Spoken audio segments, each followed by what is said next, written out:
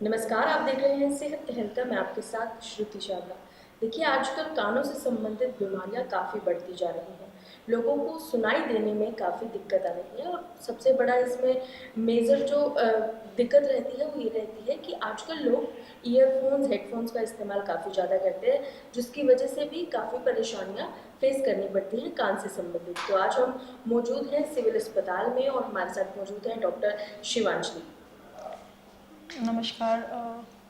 Ma'am, आजकल जो समस्याएं बढ़ रही हैं कान से संबंधित, जितने भी प्रॉब्लम्स हो रही हैं उसके बारे में बताइए, किस तरह की समस्याएं आजकल बढ़ रही हैं? देखिए, ऐसा है कि आजकल लोग बहुत जागरूक भी हो रहे हैं। इस वजह से जो कान की समस्याएं पहले इग्नोर कर दी जाती थी, लोगों का ध्यान नहीं जाता था या लोग सोचते थे कि ये तो शायद नॉर्मल ही है, उसके ऊपर भी लोगों ने आजकल अब ध्यान देना स्टार्ट कर दिया है।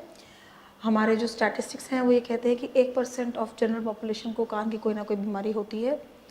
और बच्चों के अंदर जो बीमारियां होती हैं वो मैं कहूँगी कि ज़्यादा होती हैं एक एज में, जो कि है हमारी 3 इयर्स से लेकर के 7 to 8 इयर्स तक।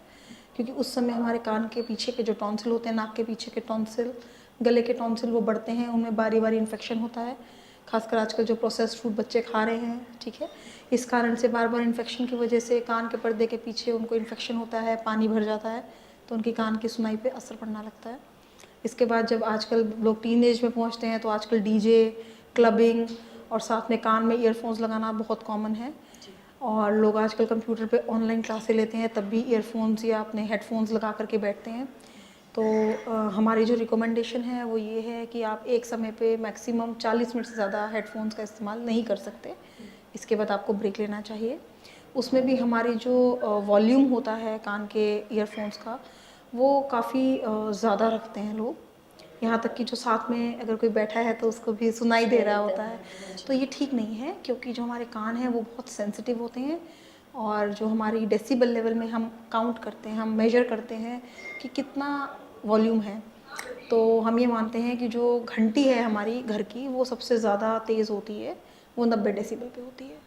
और जो हम आपस में बातचीत करते हैं शांतिपूर्वक कमरे में बैठ के, वो 40 डेसिबल है। तो अब आप ये सोचिए कि जो हम कान में फ़ोन लगा रहे हैं, ईयरफोन, और वो आवाज़ एकदम कान के पास है पर्दे के, तो ऑब्वियसली उसके डेसिबल्स का इफ़ेक्ट बहुत ज़्यादा होता है। और जो डीजे हैं, आजकल डीजे पार्टियाँ होती हैं, क्लबिंग होती है, जो भजन कीर्तन संध्या सभाएँ होती हैं, उनमें भी जो लाउड स्पीकर होते हैं वो भी 90 या 100 डेसिबल्स पे होते हैं। तो इस वजह से हमारे को इसके ऊपर ध्यान देना चाहिए, बच्चों को बहुत ज़्यादा देर नहीं लगाना चाहिए। किस तरह की समस्याएं फेस करनी पड़ती है? कोई डिसीज, मतलब किस इसके तरह अंदर की कान की बीमारी? सुनाई कम होने लगती है। जो हमारी नसें हैं वो हम कॉमन भाषा में कहते हैं कि नस बैठ गई है, नसें ख़राब होने लगती हैं। इसको हम सेंसरी हेयरिंग लॉस कहते हैं अपनी भाषा में।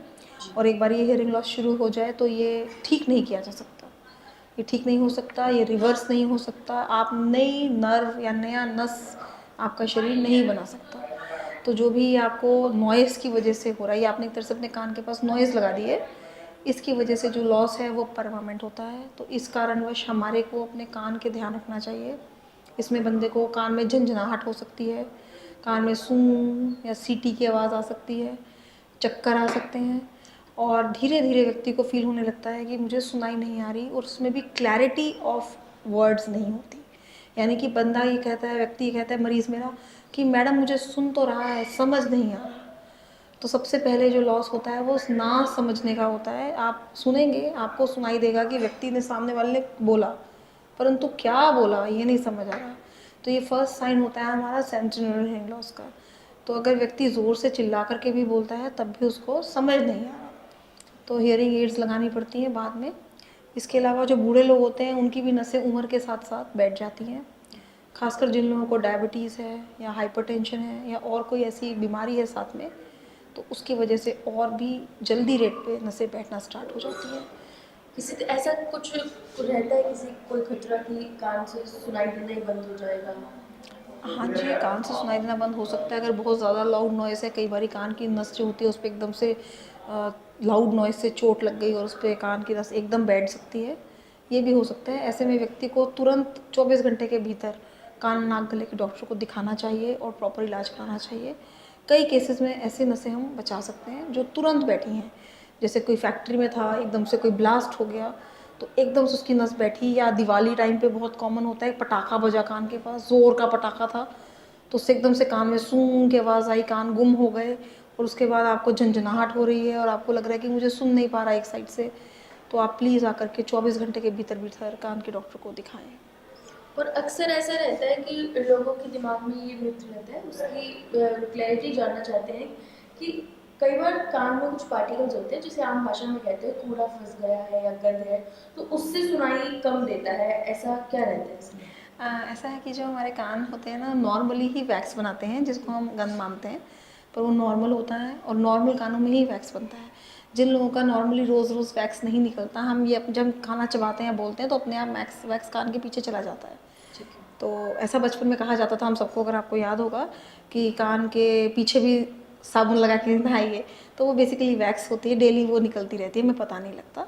जब वो अक्यूमुलेट हो जाती है, इकट्ठी हो जाती है, तो कई बार वो कान के बाहर के हिस्से को ब्लॉक कर देती है। तो हाँ, उससे 5-7% कान में सुनने का फ़र्क पड़ सकता है, परंतु इससे ज़्यादा नहीं। और इस टाइप की मैल को कान के डॉक्टर को ही निकलवाना चाहिए, खुद से ईयरबड मार के या तेल मार के या तेल गर्म करके नहीं करना चाहिए, उससे नुकसान ही पहुँचता है, फ़ायदा नहीं हो सकता।